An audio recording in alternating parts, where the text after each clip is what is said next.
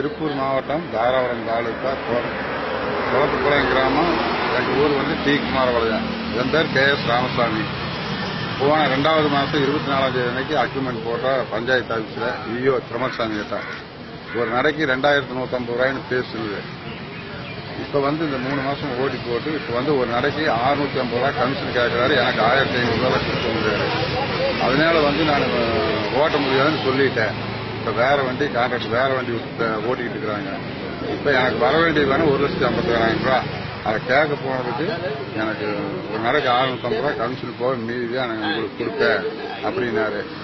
இன்னைக்கு 22,000 ரூபாய் எனக்கு கொடுத்தாகனாரு. 22,000 ரூபாய் கொடுத்து இப்போ அரெஸ்ட் ஆகிட்டாரு. என்கிட்ட 22,000 ரூபாய் லஞ்சமா வாங்கினாரு. இன்சூரன்ஸ் வந்து பிடிச்சி போட்டாங்க லஞ்சமா. மேலும் செய்திகளை உடனுக்குடன் அறிந்து கொள்ள சற்று முன்னுடன் இணைந்திருங்கள்.